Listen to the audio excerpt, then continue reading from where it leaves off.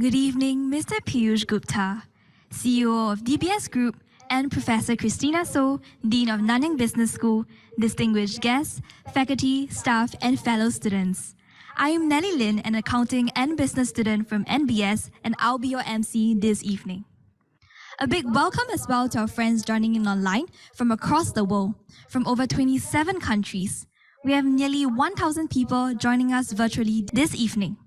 Today, we are gathered here for NBS Knowledge Lab Dean's Distinguished Speaker Series titled Leadership and the Future of Banking.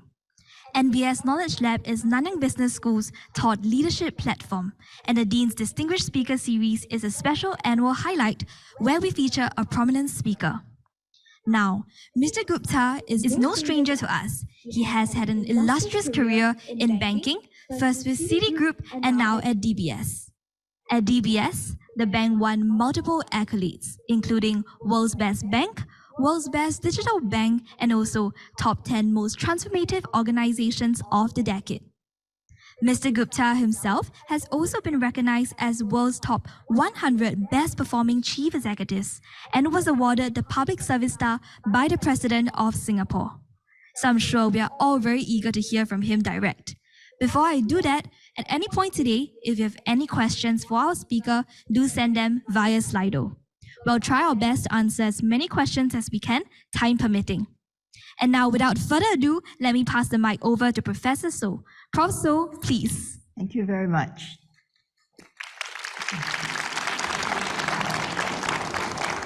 Good evening, everyone. I'm really pleased to welcome all of you, our partners, alumni, students, staff, and faculty, both those of you who are here and the many more who are online.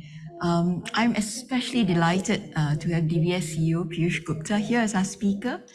As you know, we are a business school in a technological university, and we have actually, for more than a decade, been with great interest studying and observing DBS's digital transformation and Piyush's leadership in driving those changes.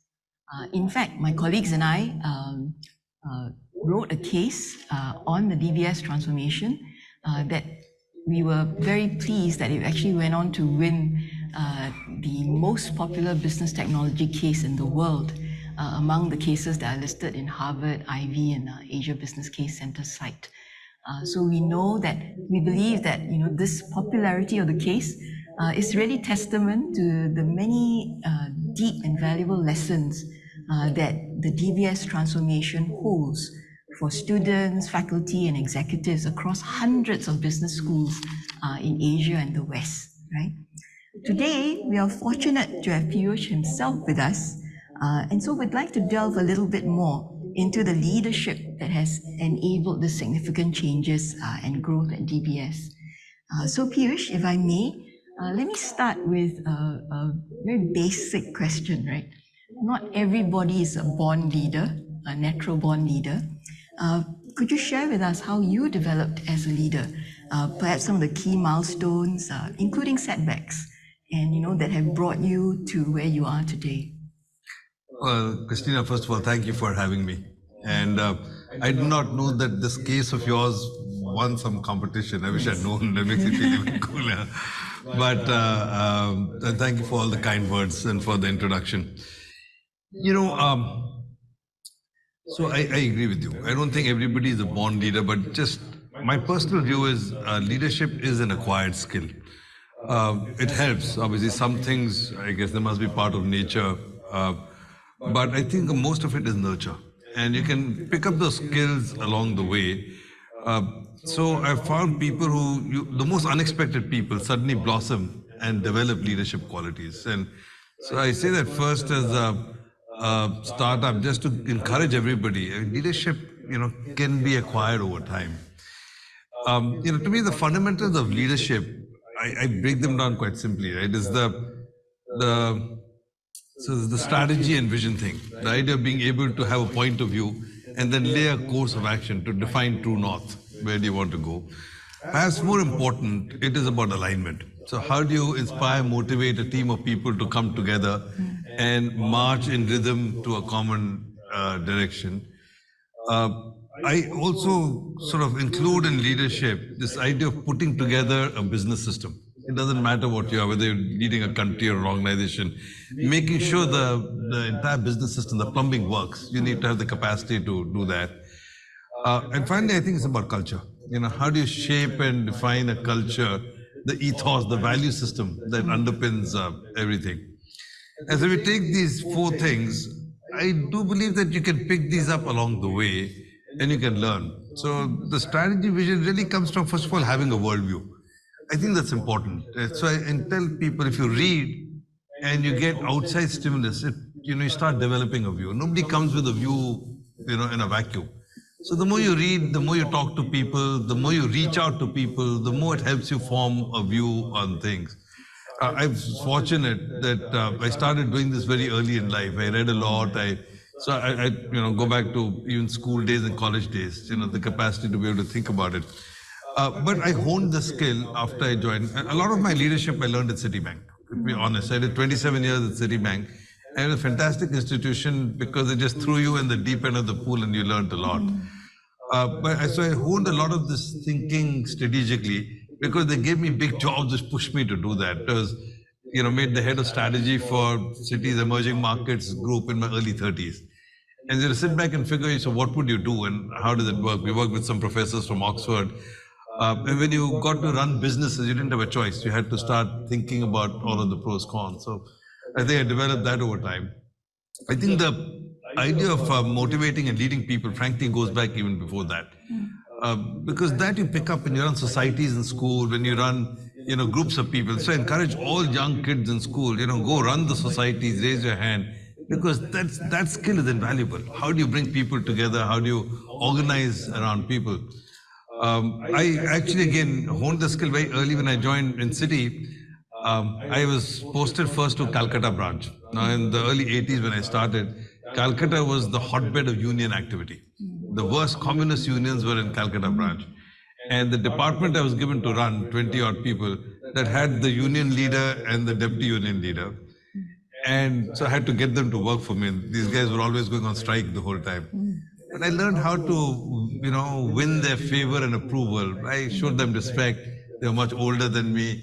And they figured I was well-meaning and I was trying to do the right thing. And so, I was the first person at the tender age of 25, they made me responsible for labor relations in India because I had worked an equation with the unions. But learning how to work with unions at an early age then teaches you how to bring people together, completely different kinds of outlook. So pick that up along the way. The idea of putting business systems together. I'm a big believer in domain knowledge that helps you to make the connections. And again, I sort of did a lot of different assignments in my tenure. And I used to I did 22 assignments in 27 years at Citi. I did everything. So I learned how to do HR and technology and sales and product and marketing. And when you can connect the dots, then you know how you bring how the business system does come together, how you can pull the pieces together. So again, along the way. Interestingly, I kept learning the lesson on how do you make culture come alive. I actually learned the best in the last 10 years at DBS. And Peter Drucker's famous for having said, culture eats strategy for breakfast. And I always knew that sort of as a statement. I learned the reality of the statement at DBS because over the years I started figuring you can come up with a broad strategy, you can come up with direction. But if you really want outperformance, you've got to create a culture where you can release the dynamic forces of the company, the dynamic forces of thousands of people. And if you can make the culture shift, then you get really outsized outcomes. And it wasn't through a lot of conscious thinking, but when I look back, the fact that we were able to get this crucial culture shift done in DBS was game-changing. I used to say the first 3-4 years, a lot of the stuff we were doing was top-down. I used to push the agenda. In the last 5 years, most of what happens in DBS is bottoms-up. I just regale in listening to the stories of what people are finding, discovering, and doing all over the company. So this whole idea of culture is an important part of leadership. I've seen it come alive in the last decade, and I learned a lot in that process as well. Thank you. I think this what I'm hearing, and I think this resonates with many of the experienced leaders in our audience, and it's a good takeaway for our students, is that it's exposure, exposure, exposure. I'm Well hearing said. a great diversity in breadth. I'd just like to follow up this question of culture, because I agree, and I think it's again something that many of us know. How do you change culture though? Because there has been a tremendous change in culture, you know. Yeah. We've So- been trailing DBS since 2009, so we know. You know, you know. So first of all, I'll confess that it's easy to Monday morning quarterback. I can look back and I tell you, and I know exactly what was the crucial thing. I didn't know it then, so we sort of stumbled into it. I started very early with this idea that we have to fix the customer experience. And so, you know, sometimes people say, maybe it was in your case as well, people used to say DBS stands for damn bloody slow. And No, I'm quite sure we didn't write that in the case. well, maybe somebody did. And I'll tell you a story. This is a true story. So then, about this time, actually 13 years ago, end August was when they offered me the job, and I joined by the end of October. So in that 2-month period, I was in Takashimaya. And on the top floor of Takashimaya was the POSB branch. And there was a queue snaking out of the branch. It went all around the entire foyer and this thing. So then nobody knew me that well then. So today I couldn't get away with it. But in those days, I started mystery shopping the queue. And I went and asked people, you know, why are you standing over here? And they're obviously standing for long periods of time. And I realized about 1/3 of the people told me they were standing because the account they had did not give them an ATM card. So they had to stand in the queue to go withdraw cash. And I couldn't understand why you would have an account without an ATM card. I mean, you know, ATM cards have been around for 40 years. So when I joined DBS, I went and asked. And they said, oh, because this account actually is not a profitable account and we don't make too much money from it.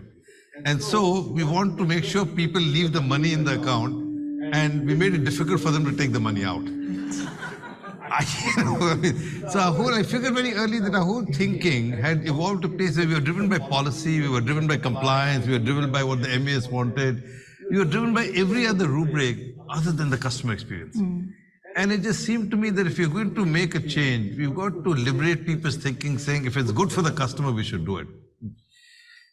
So I started with that. You know, we created a service value ethos called RED, to be respectful, easy to deal with, dependable. But I did that over a period of time, asking people, what should we be? And we did a bunch of other things maybe we can talk about later. In hindsight, I realized that this focus on the customer, the bigger value of it was not just we improve the customer experience. The bigger value of it was we change people's minds. So the catalyst for culture change came from freeing up people to put the customer at the center. And again, this is, you know, a lot of management literature talks about it, right? And so employees come first, customers come first. I'm a big believer that if you can get the customer equation right, it changes the employees and it changes the culture in the organization. So eventually, I sort of thinking hard, we came up with this idea of culture by design. I evolved this thinking that you can shape cultures. They don't happen. For example, like most people say you can recognize the Singaporeans. Singaporeans are like that, or Indonesians are like that. But within Singapore, you'll find some companies are very different. So I believe that a company culture can trump the country culture.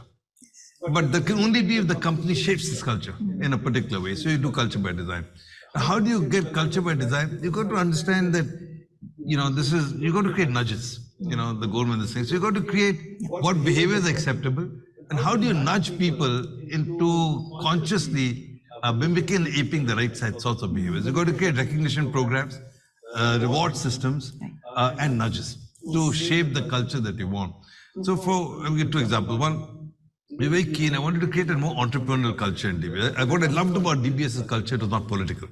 Unlike the companies I had seen, people liked working together. It was a very harmonious culture. The downside of the harmonious culture sometimes is that you compromise for mediocrity. Nobody calls a spade a spade. You don't want to take a risk. You don't push.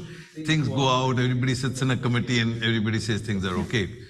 Now, but if you want people to take some more risk, if you want people to be more entrepreneurial, then you have to figure what conditions do I need for risk taking.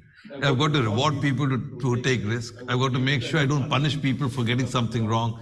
And that's not easy. We had a scolding, classic Singapore scolding culture, So if people got something wrong, boom, so how do you change and say it's okay? We reward people to from making a mistake.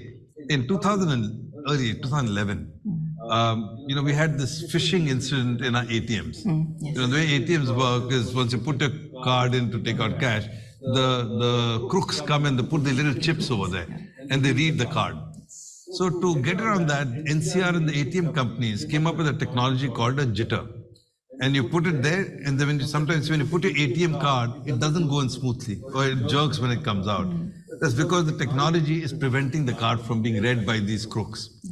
Now, what happens also, but when you use the jitter technology, the average transaction takes about 15 seconds longer. And because our queues were so long at that time, when I started pushing people to take decisions, one of our ops people took a conscious choice and said the queues are too long, the chances of being skimmed are too low, so let's turn off the jitters, it'll improve the queues. So it did that, and then we got hacked that year. So we lost $1 million and then, NBS came to me and said, you should hold the person accountable. Why did they turn off the jitters? I thought about it and I said, well, I told NBS that I'm going to reward the person because they had the courage to use their brains to take a point of view and say this is better for the customer experience. And maybe in hindsight, it was not the best judgment. But if I punish this person, nobody's going to make a decision again. So you got to create conditions where people say, okay, this is a good thing to do. Then the nudges. So I'll give you another example. We were very concerned about the quality of our meetings. So like everybody, the meetings would carry on, they'd be late and, you wouldn't get things done. And so my team came up with this idea. We came up with a nudge called Mojo. So Mo stands for the meeting owner who owns the meeting. And Joe stands for something we call joyful observer. The joyful observer's job is only to critique the meeting. So they named it the beginning of the meeting. And their job is to say, are people participating? Are people distracted on their phone? Is there equal share of voice, etc.? And then they give a summary saying, did the meeting get conducted well or not? And it is unbelievable to me that the very fact that you name somebody a Joe already makes it a better meeting. They don't even have to critique. But everybody behaves differently under observation. So when you figure somebody is observing you, you try harder. And that changes the whole culture of how you conduct meetings. So culture by design requires all of these things, creating an environment of rewarding the right things, pushing the right behaviors, creating incentive mechanisms, awards. We created a Dare to Fail award, only given to people who failed, because I wanted to encourage people to take risks. So you can put all of these things to create these cultures by design. I sort of feel, and I think our audience does too, I sort of feel like I need to have a separate interview to write down all these useful tips. We're going to make a great class. I will buy you a good dinner for that.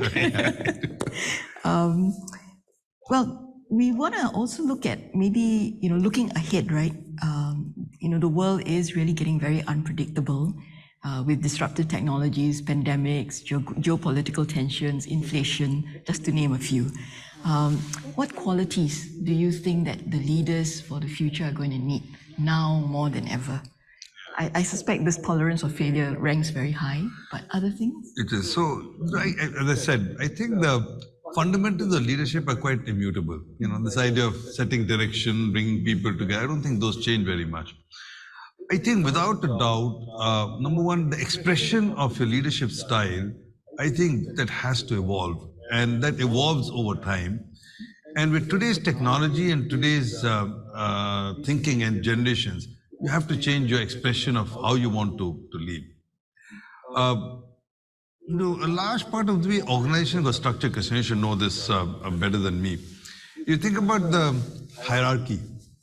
Max Weber came up with the bureaucracy in the 19th century, and it paralleled the creation of the assembly line, which Henry Ford and all started using.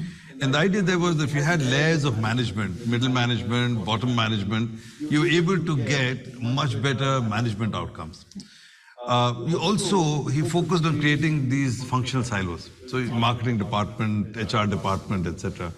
But the whole notion of therefore a pyramid with layers of management and vertical hierarchies lasted 150 years because that was a relevant way of leading and managing.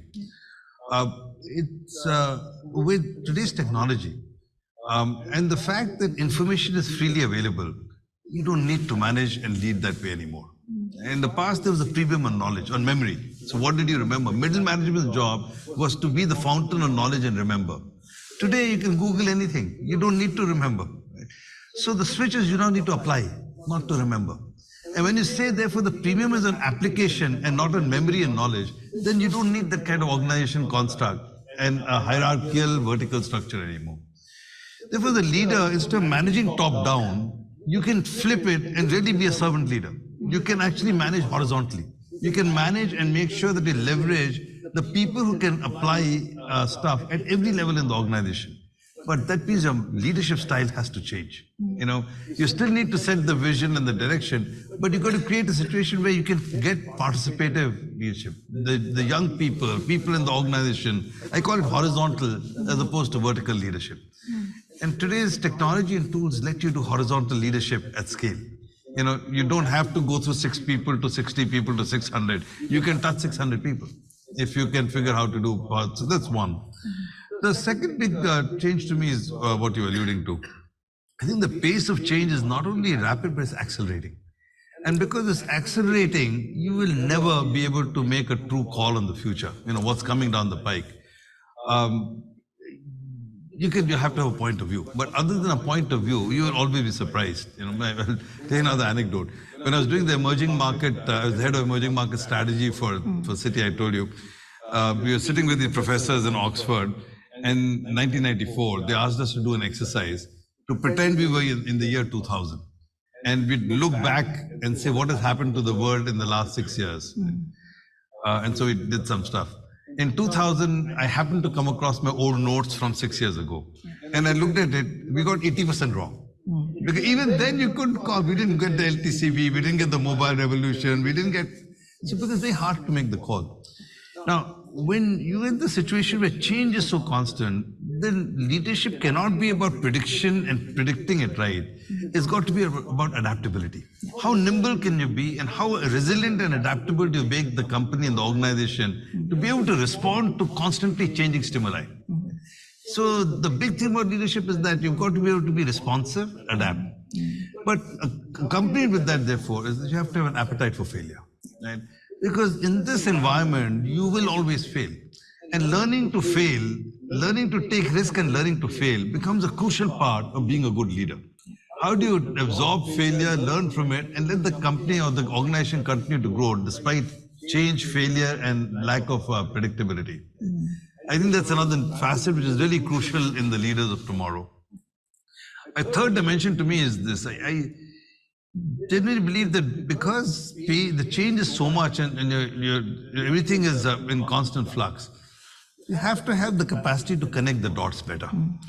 And therefore, to your thing, exposure and knowing a lot of things is very important, because otherwise you get very tunnel vision very quickly. So in today's world, you need to know technology, you need to understand data, you also need to understand, you know, philosophy and psychology about what makes people human. I think more and more in tomorrow's world, leaders will have to be ambidextrous and be able to connect these dots. They've always had to, but I think because of the nature of the world, you have to do it even more as you go forward. Yeah, that very much resonates with, I've always been a very big believer in horizontal, what you call horizontal leadership. I think particularly for us who grew up in academia, because for myself, every time I walk into a room, everybody in there is smarter than I am. So how do you leverage that? And so you should need to let them. I have another thing, because I have everybody has their own, management mantra. I have one, I crystallize it in something called 5 I's. The first I is individual accountability. I think most leaders have got to have this belief the buck stops with me. But you don't have to be CEO. At any level in your job, you have to believe the buck stops with you. If you're an entrepreneur and you set up your own startup, without a doubt, the buck stops with you. Who else is going to do it? So true leaders are always willing to stretch and take accountability for outcomes, not just limited roles. The second I stands for initiative, because I think true leaders are always looking to create your own outbox. In a job, it's very easy to just focus on it. You turn on your PC in the morning, you have 100 emails, and your whole job can be answering the emails, and by night you've answered 100 emails. True leaders are constantly looking for, how do I leave this better than what I inherited? So the initiative agendas are, constantly looking to create something. The third I stands for innovation, and that's not creating the new iPhone, but that is questioning the status quo. Because today's technology means everything can be started with a white sheet of paper. You can rethink how things are done. The fourth I stands for inspiration. And that's about taking people with you, not just people junior to you, your peers, your seniors, everybody. And I guess there are two sub-elements of that. One is communication skills. You have to be able to communicate an idea well, written and verbal. People underestimate the power of communication. And the second, empathy. You've got to be willing to empathize with people if you're going to take them along with you. I guess the fifth I is the buzzword these days. I call it intent, but it's about purpose. So I think to be today, you really got to believe, especially in the corporate world, you should have to have clarity around what are you really trying to do? And how do you make a difference to society, or community, or a country? I mean, you just can't be there because you're there. You got to be relevant. Very nice, 5 eyes for us to think about. Want to shift gears a little bit. I know that you are also very thoughtful about sustainability, and sustainability now joins digitalization, being at the forefront of most organizations' transformation agenda. We're quite fortunate here at NBS and NTU. We've really been building capabilities in sustainability for more than a decade. So we'd really be interested to hear your thoughts, right? How do you see digitalization and sustainability working hand in hand? Yeah. I guess at the fundamental level, it is technology that will power a new sustainable world. We all need to consume less and change a bit. But if you think about, first of all, if you want to create a low carbon intensive world, right, then everything we've learned and created in the last 150 years has got to be reimagined and rethought. So the energy system, the built environment system, the agricultural system, the marine system, every system has got to be rethought. And it has to be rethought. It's not about creating a low carbon intensive system, but it is the technology which is going to make it happen. Right? So whether you use different material, new energy forms, new energy sources, it's all technology. A lot of the naysayers around sustainability, especially in the US, will tell you that there's no point doing all of this, other stuff you're doing. Just focus on getting the technology right. And that's the only way we're going to get 1.5 degrees, nothing else will work. Now, I'm not in that camp, but I do believe that technology has a massive role to play in reimagining all of the business systems and every one of them. But then second, I think technology and digitization has several other values. One is the simple thing of measurement and validation. Right? So the reason why carbon has never been accounted for, carbon has never been priced, is because we've never known how to measure it, we've never known how to verify it, and therefore we put no value on it. So it becomes an externality. And the externality is not costed in the P&L of a company or the P&L of a country. But today with technology, verification systems, satellite technology, measurement systems, you can actually do a much better job of understanding, what is the impact and what the externality is really worth, and therefore bringing it into account. I think that's a huge difference. Carbon sequestration technologies, so I think they have a real role to play going forward. But again, it's a technology challenge. How do you get carbon sequestration at scale? Energy. You talked about putting solar energy in your house, solar power in your house. Technology is the only thing that's going to bring it to a cost point where it's, practical and efficient to do. So there's a bunch of stuff around that. One of the things that we launched last year before last, is this voluntary carbon market, a carbon exchange. And when looking at it, I realized that this idea of carbon exchange and carbon trading has been around since the Kyoto Protocol, so 1992. It never took off. And it never took off because the market was opaque. And you did not have clarity, there's no trust around the market, there's opacity in the market. Digitization changes that.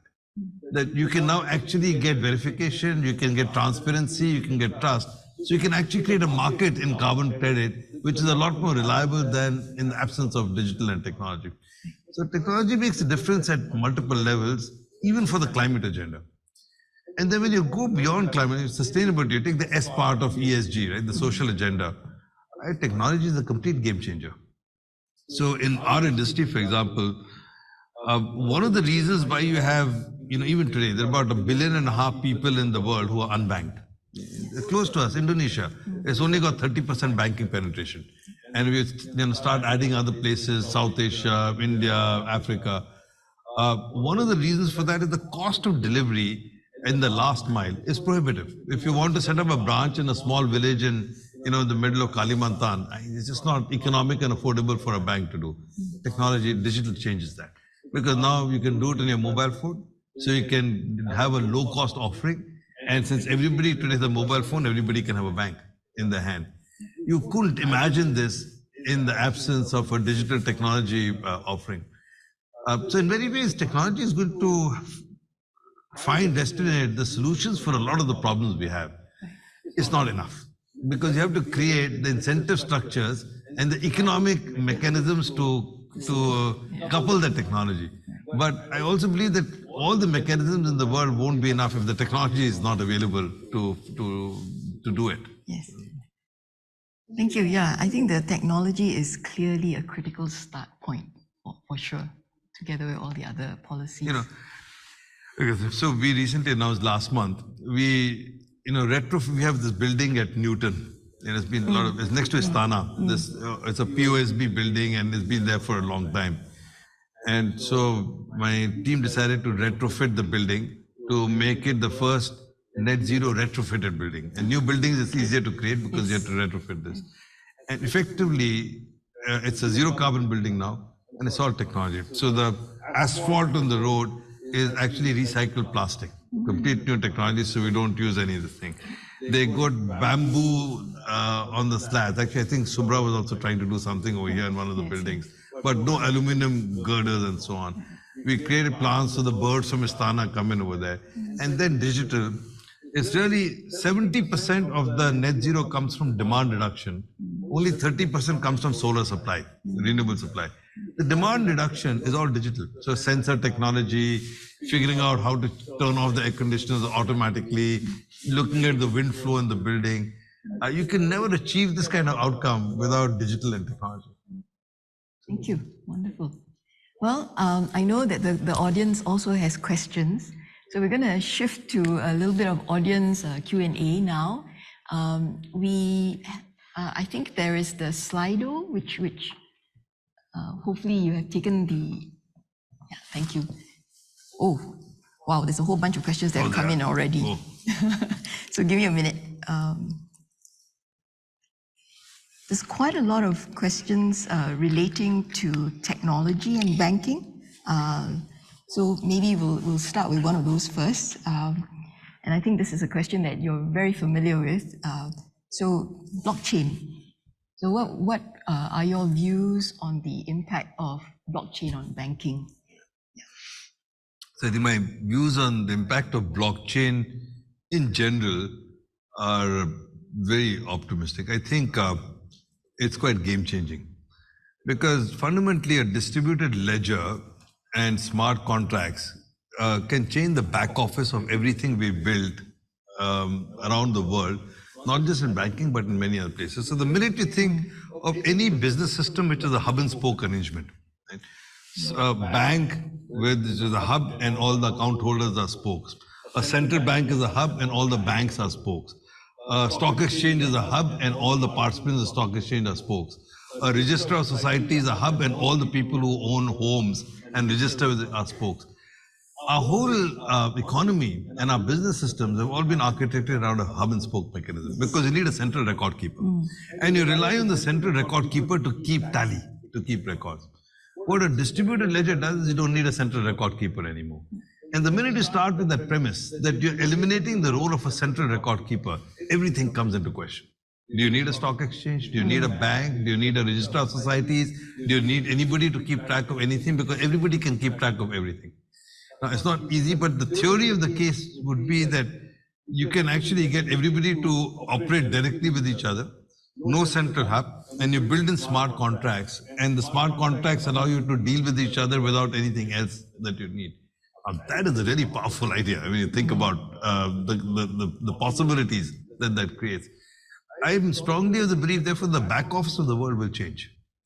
It'll change because this is just far more powerful in being able to get this thing done. Now, right now, a consensus mechanism takes a lot of compute power. It's not easy, but all of that is changing and people are refining it. So I think we'll get to a stage where you'll be able to establish consensus at affordable cost and low latency. And when you do that, you'll start applying this technology to many, many things. In our banking world, I'll give you two examples where it's obvious where this technology makes a difference. One is trade finance. So the way trade finance works is ownership transfers through physical paper and document.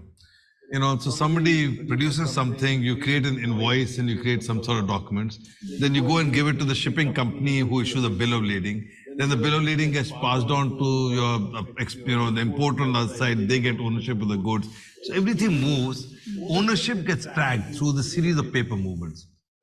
Therefore, it's onerous, it's complex, and there are a lot of people constantly dealing with physical manual paper. Blockchain can change all that because now everybody, the shipping company, the customs people, the bank, the exporter, import, all have common line of sight to a distributed data form where everybody knows where the goods are, who does what, right? So it can change dramatically. Or the payment system. Today, the way the payment system works globally, it's a T+2 settlement system. If I want to pay you, let's say in Barclays in the UK, I go from here to JP Morgan, New York, will go to Citibank, New York, will pay Barclays, it takes 2 days. But a blockchain mechanism with some kind of a digital value, this thing, I can, with the message to Barclays, it goes in real time, I can transfer value in real time. So there are a lot of possibilities for the blockchain as a technology form. Then the second thing, when people immediately take a blockchain, therefore, I do think that the second big thing which will happen, therefore, is that most value will get tokenized. Already, most value is digital. Nobody's ever carried physical cash in trunks or papers of stocks or bonds. It's all digital already. But tokenization means you can fractionalize it. And once you fractionalize it, I think you will start getting a lot more liquidity in those forms. The third element to this is what is most popular in people saying is what happens to crypto and what happens to digital currencies. I think in the nature of money will also change because if we look at money, it has always changed with technology. Right? So we used to first have cowrie shells and then we went to metal, gold and silver, and then we went to paper and then we went to plastic. So the nature of money kept changing because technology changed. Already in China, nobody uses paper and plastic, they only use Alibaba, so do we here now. So I think you'll find a change in the nature of money. I think central banks and this thing will play an active part of this. Where it's harder to call, I'm not a big believer in the fact that private money will take over. And that's what Bitcoin, Ethereum, etc. The private money. I still think that for the foreseeable future, money needs to be state money. It's got to be backed by this thing of the state. And those money forms will succeed more than private money forms. The private money forms, people will speculate with Bitcoin. But I don't see them becoming, ubiquitous anytime soon. So I know I touched on quite a few things. No, that's great. That actually takes care of a bunch of questions about crypto and whether that's going to replace money by fiat.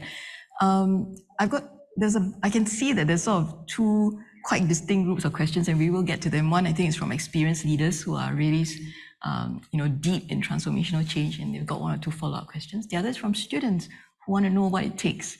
So we'll get to that. But one more question before we get to those. Following on what you just said, what then are the implications for established incumbent banks, right? How do you thrive in a very quick shifting landscape where it's new fintech entrants, asset management companies and others who are traditionally both complement and compete with you and who are also transforming? What are the implications for thriving as a bank? So it goes back to where I started. Yeah. So I think the people who will win, are people who get the customer experience right. It doesn't matter what your legal entity form is. It doesn't matter if you're an incumbent bank or Amazon or Google or a fintech firm. You will win because you solve the customer experience better than anybody else. And therefore, my view is that eventually the people who offer financial services, it'll be a hodgepodge. There'll be some incumbent banks, but there will also be Google with Google Pay, and there will also be Alibaba moving money around, and some fintechs. But I think maybe 5% of all the players in the world will make the transition and get superior customer outcomes. The 90% of people who don't get the appropriate customer journeys and outcomes will eventually fail. So, but it's not, the legal entity form is less relevant. Your focus on getting the customer experience and the customer journey right, I think that's a lot more relevant.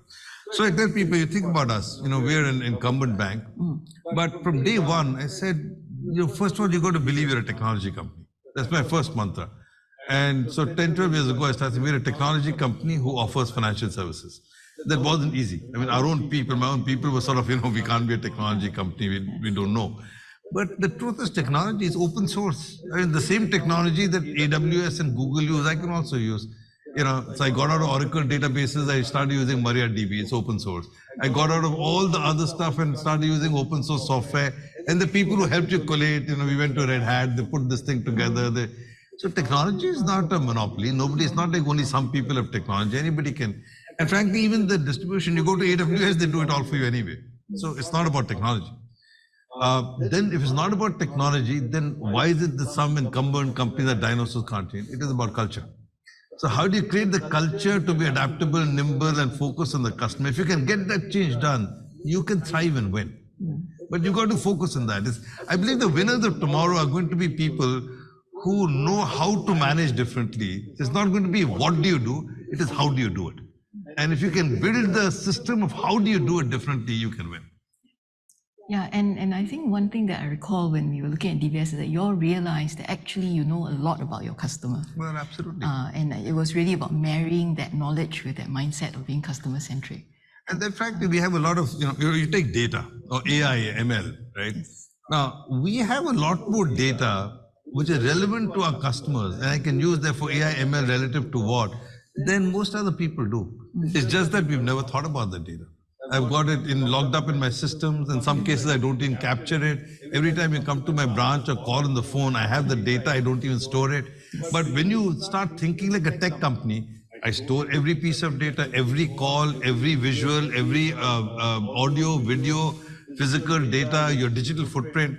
I put it in my data lake. I know I have metadata around it. I track everything that you do now. And because I do that, I can actually use AI, ML models much better than most fintechs can. But you got to think and say, how do I organize for it? How do I think like that? And then how would I start operating in that mode? Sure. Okay, I'm going to sort of address, synthesize a bunch of questions, I think coming from leaders who are working through difficult transformations. And really most of the issues are people related and they cluster around a few things. It's the legacy issue, right? So how do you deal with people who are dragging their feet and don't want to change? In some cases, how do you deal with the exit issue? All very difficult. And finally, even for those who are with you and gung-ho about the change, these change journeys are very demanding and exhausting, can be, and go on for many years. How do we take care of our people who are with us on the journey so that this is sustainable and the change never stops, to be honest? So, start with the first. I'm a big believer that there is no such thing as a legacy or an older person who can't change. And that's a very important statement to make. And I have these two big principles which I think I learned. One is that we are a technology company, and the second I call it sheep to wolves. So there's an anecdote behind it. Peter Ma, who's the CEO, the owner, founder of Ping An, he came to see me once very early in our journey, and he had this thing which said, look, in this business, the new digital business, you need young people in torn jeans and garage. The old people don't know how to do it. I said, the only people who can do it are wolves, and the old people are like sheep. And if you put them together, the wolves will eat up the sheep. This is his tip. So I thought about it, and I told him, Peter, you know what? I'm going to make my sheep into wolves. And I think we can make sheep into wolves. So I have a slide which has a sheep transforming to a wolf. And for the last 10 years, I've gone around with the slide around the world, and sheep can become wolves. And I have a very simple intuition around that. It doesn't matter what our age. I'm sure if I ask people in this room, whether you're 50, 60, 70, and they show me a mobile phone, smartphone, everybody's apps on your smartphone tell me you've changed in your personal life. You know how to book online, you do your banking online, you do Skype online, you didn't do this 5 years ago. So if you can change your personal way of living and you can change in your personal life, what makes us think you can't change in your professional life? Then the problem isn't with you, the problem is with the company. I can change at home, but I can't change in office. How does that make any sense? So why is that? Is because the company does not make it easy for you to change. Why we don't? So what happens at home? First of all, people teach you. So your grandniece or somebody will come and show you about download this, and then you do, and then you do it a few times, and you figure it out. In the office, nobody teaches you. So adults learn by doing. So somebody's got to handhold you and show you how to do it a couple of times, you figure it out. Second is risks are very high. At home, something goes wrong, you get very frustrated, but it's not the end of the world. In office, something goes wrong, you're scolded, you don't get a bonus, you can lose your job. So you've set the bar on risk very high. How do you reduce the bar saying it's okay to try, and so you learn and then you take some risk and get entrepreneurial. So my first question to this is, how do you deal with the legacy? Is you have to believe that you can change the legacy. And I found that that's been extraordinarily true. I mean, other than, it's never 100%. The bulk of the DBS transformation has not been done by new people, young kids, whatever. My HR, we use AI to do recruiting, to do, forecasting of who's going to quit the company. We do job matching. It's all done by my HR leadership who are 60 years old. Right? They figured out and changed. And there's two department after department. It's all the old people who figured out and changed and said, okay, we can do it this way. So this idea that legacy can change, you have to believe in it, but you've got to make the conditions. So how do we do that? We created hackathons. So every hackathon, so in 2014, we started running hackathons. In every hackathon group, there are about a dozen DBS people and 2 startup kids. And they all want to work with us, so we bring them to do stuff. And we'd have these big rooms, 150 people, 10, 15 groups. And we'd have a 5-day hackathon where the team was given a problem, sometimes a social problem, banking problem, and we gave them some basic education. And then they had to learn how to experiment, they had to learn how to talk to people, storyboard the idea, come up with a solution. And the startup kid's job was to code. So by Friday, you have to come up with an app that solved the problem. And tell you, if you're a 50-year-old woman, mother, if you go on Friday and show your daughter, hey, mama made this app, a light goes off and I can do it. So you got to work on the legacy. I'll give you another example. My tech people, in those days we had 1,000, today we have 12,000.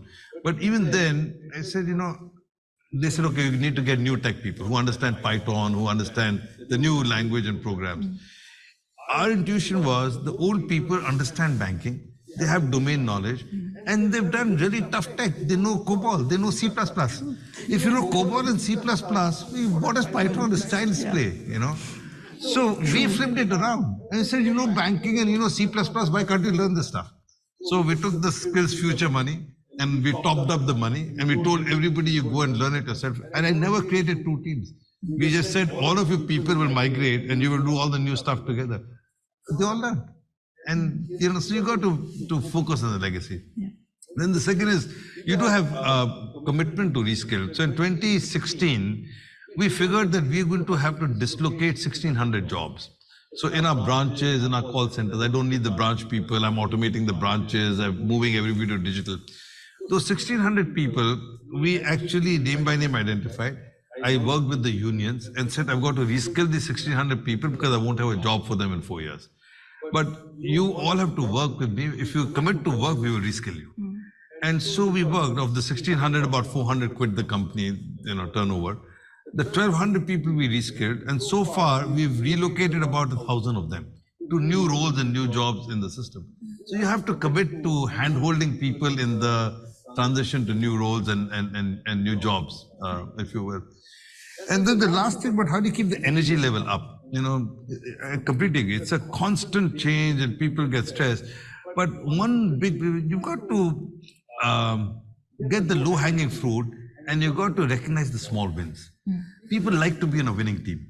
And the minute people think we are winning, it energizes people. So we got lucky in 2016, within the first 3 or 4 years of starting, we started getting recognized as the world's best digital bank. I can tell you, the first year we got this award as the world's best digital bank, it just was like electric current in the company. Because we said, oh my God, we're the world's best. Now that creates a momentum of its own. But beyond that, we look for small things. I'm a big believer in parties.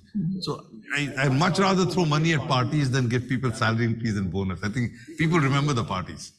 So you've got to create the energy to let people party. So we can party about everything. Wonderful. Okay, that gives me some ideas. We will be the party business school here. We have... Yeah, that's the staff, I think. I just add to that. We came up, everybody has their own values and so on. We have something called pride, Pride. And the other stand for the E of pride stands for everything fun. It's built into our value system that we must have fun at work. Yes. And the only way you have fun at work is by partying, by having this thing and so on. Absolutely. Well, it's been great, but we're running a little short on time. I do want to sort of close with a question from a very important group, which is our students. So they're very keen to know what advice would you give them, right? What does it take for them to do well and do good as they finish up their university education, as they move forward? And I think this is true also for our recent graduates, our younger alumni. Yeah, Krishna, I think we touched on some of this. So let me recap. I generally think the 5I framework is something to think about. Okay. Take accountability, look to how you can change stuff, how you can do something better, and don't underestimate the importance of communication skills. It's going to be really important in the future because you have to take people with you. But finally, about intent. So a lot of the young people have this true sense of purpose. I think is the right thing. So you must have clarity around what is it that I want to achieve and how does it align with the company or the state or the nature where I'm in. We did this exercise many years ago. We got the Authentic Leadership Institute from Harvard to come work with us to help define the purpose of DBS. The first thing they did the first day is make each of us think about our purpose. And you have to write down your purpose statement of what you want from your life and what you want to achieve. And then we try to align it to what should therefore DBS's purpose be. So I think those are important things. But the second thing is what I talked about. I think connecting the dots and having adaptability and nimbleness is going to be very important. So the more you get exposure and the more you're willing to, be horizontal, the better you will be. Adaptability is going to be far more important than deep knowledge in a particular thing, right? You have to be able to get that thing right. You talked about taking risk. I think without a doubt, you have to take risks on your career. I used to do a lecture once for people. I called it it's a bootleg lecture. I called it snaking through the hierarchy. How do you get up in the hierarchy? And I had 3 or 4 things to it. One was networking. And to me, the idea of networking is not handing a business card to everybody. The idea of networking is to make appropriate connections with people who you think are going to be germane, and you need to make sure that they think well of you. So you've got to be able to perform, and then people tend to take people along with them. The second is coattailing, find mentors. So find the right mentors who you can coattail, because good people will always help you rise with them, if you can. The third is this about taking a risk on your career.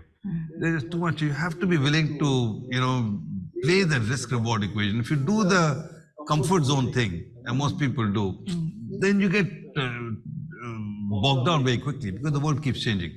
So you have to constantly be willing to take a risk and stretch yourself and get to things that you've not done before. That's really important.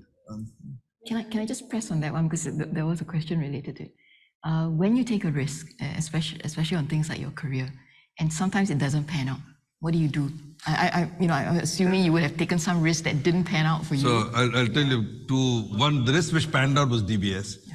Because when I was coming from city to DBS, my first question was, my God, this came from the government and it was run by firms. So probably a complete bureaucracy. Can I function? The second was, do I really get to run the company, or does Temasek backseat drive from behind, right? So I was really taking a risk. It worked out. I'll tell you one which didn't work out. So in 2000, the first internet boom, I quit banking for a year and went and set up a .com back in India. And the timing was wrong. NASDAQ crashed. Yeah, that's when within the a bubble month. burst. Bubble burst. But it was really traumatic for me because, I was not young. I was 40. I had taken my wife and my kids and I'd moved back to India and I'd given up a high-flying career. And then 6 months later, it had all come crumbling down. I went through my first depression period. So I went through 2-3 months of depression. I took medication. I just didn't know what to do with myself. And finally, I decided to come back to comfort zone. So despite what I said, I came back to banking because at least I know banking. I'll figure it out from there. In hindsight, I think that was one of the best things that happened to me because it changed my capacity to take risk. So once earlier like everybody on the treadmill trying to do well, but once you've been in a situation where you say, how much worse can it get? Then when you say, I've seen the worst, you're a lot more confident in yourself to go and start doing other things. So that's one thing that changed. My capacity to take risk changed dramatically after that failure. The second thing that happened is that I stopped hankering for the traditional career path. I want to get ahead, become the fastest, youngest, best to do something. I started focusing on outcomes, which are impact outcomes. So when I went back, I said, look, you screwed it up, failed, but now I better focus on what I want to, how can I make a difference to whatever job? And I realized that when you focus on impact outcomes as opposed to personal achievement outcomes, you actually get to a much better place. Thank you so much, Piyush. We really appreciate your very frank and open sharing with us. I think I speak for the audience when I say that we've learned a lot and it's been a great fun. Right. Yeah, no, thank you. Thank you for having me. I'm very happy to have been able to share some thoughts.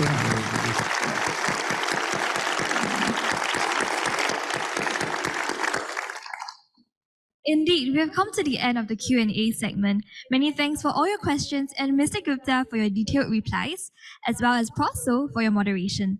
Now I'd like to present Mr. Gupta with our tokens of appreciation. Prof Soh, Mr. Gupta, please. To signify the long-standing partnership Nanyang Business School has with DBS, we'd like to present our first token of appreciation. This partnership has helped many of our students through internships and job opportunities over many years. Round of applause, everyone. And now, for being this year's Dean's Distinguished Speaker and for the wonderful insights you've shared today, we would like to present Mr. Gupta with a plaque of the Wave.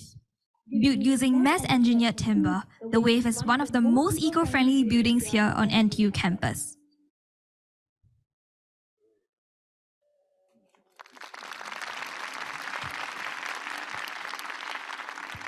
Thank you, Prof Soh and Mr. Gupta.